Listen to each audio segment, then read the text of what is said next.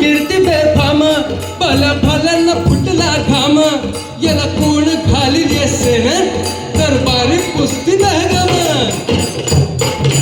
बडी बेगम म्हणजे आली आदिलशहाची आई बरं का.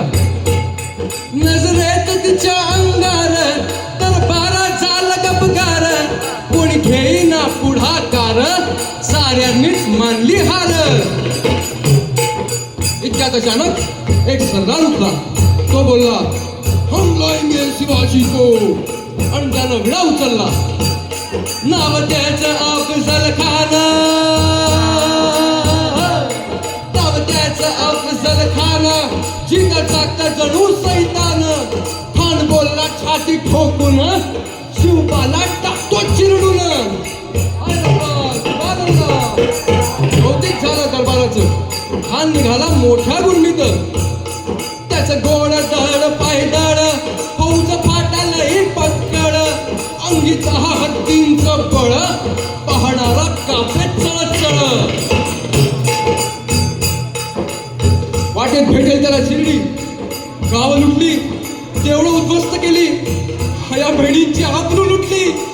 कोण कोण रोखणार हे वादळ. आता शिवबाचं काही खरं नाही. इकडे निजाम तिकडे मुघल पलीकडे इंग्रज जो तो हेच बोलू लागला. राजांची सेना मुठभर खाण्याला कसं थोपणार. चिंतेत सगळे पंत सरदार. महाराज आपला जीव मोलाचा आहे. काही दिवसांसाठी आपण एका आज्ञास्थळी निघून जाऊ. काय म्हणालात रायबा. मासाहेब आम्हाला आमच्या जीवाची पर्वा नाही.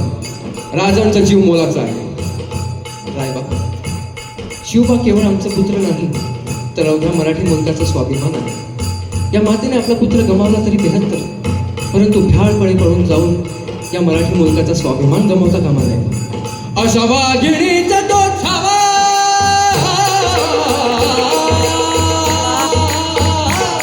अशा वाघिणीचा तो छावा गनिमाला कसा ठेचावा डोक्यात गणी मी कावा भेटीचा धाडला सांगावा.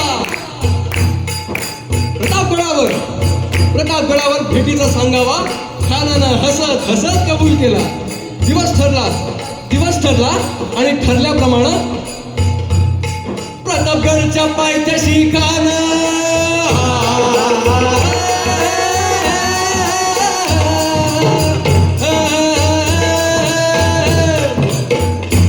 प्रतापगडच्या पायथ्याशी खान प्रतापगडच्या पायथ्याशी खान प्रतापगडच्या पायथ्याशी खान आला बेगुमान त्याला नाही जाण शिवाजी राजाच्या करामतीची शिवाजी राजाच्या करामतीची आणि त्यास नाही जाणीव शक्तीची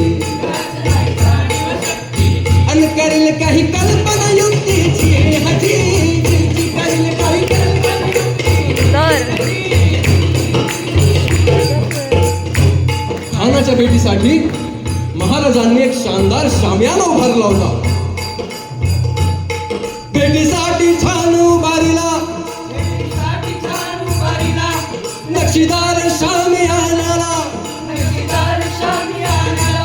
आणि अशा या शामियानात खान डौलत डुलत आला. सय्यद बंड त्याच्या संगतीला शिवबाच्या संगती महाळा शिवबाच्या संगती महाळा राजाला पाहून खान म्हणतो कसा आओ आओ शिवाजी आओ हमारे गले लग जाओ. खान हाक मारितो हसरी रोकून नजर ही गहिरी जिरा जिरा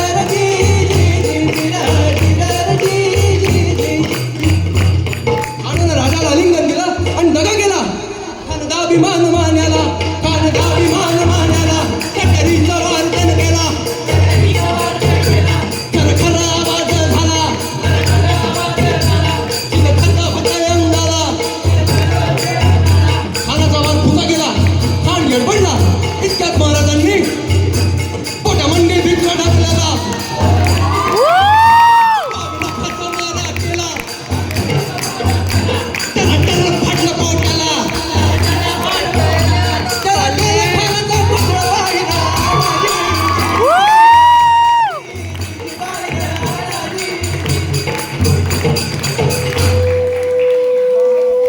वा